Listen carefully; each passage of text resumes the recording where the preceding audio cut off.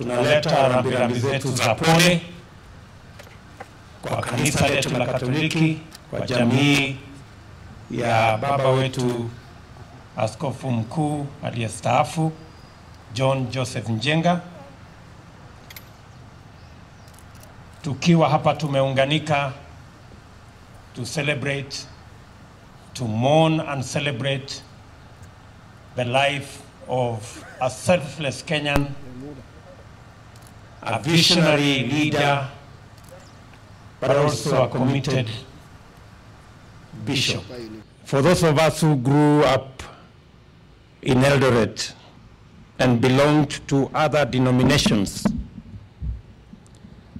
like the one I belonged, the AIC, there was only one bishop in AIC who was in Nairobi. So the only bishop we knew, although he didn't belong to our church, was Bishop Njenga. And I want to say Bishop Njenga stood out. There are footprints all over our region of what Bishop Njenga believed in and did, especially on matters to do with education. We have many schools in our region, close to 50 secondary schools that were started by this great bishop. We owe him a debt of gratitude. And reading the history of Bishop Njenga, I was stunned by how blessed we are as a nation. That 70 years ago, Bishop had to delay his going to school because of school fees. But today, by the grace of God, 10 million primary school children and another 3 million children are in secondary school, and all their fees are paid for by the government of Kenya.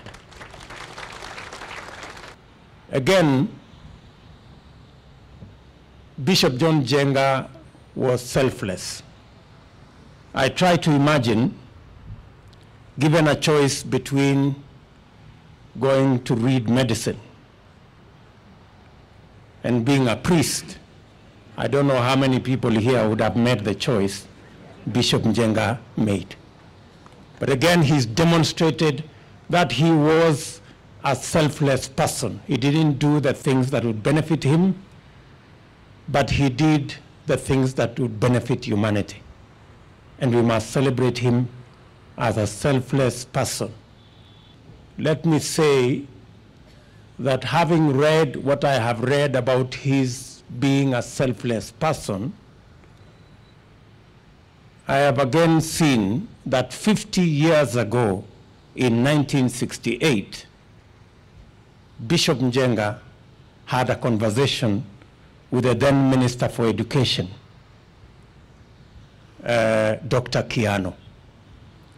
And I think even as we celebrate his life today, we need to revisit that discussion that was there between the state and the church, especially on matters to do with the integrity of our education and the morality of our children. I think that discussion is a discussion that we need to revisit so that again we can manage our education better and we can train our children with the highest standards of morality and integrity. And I hope that that discussion from the church side, I know there are discussions already in that direction.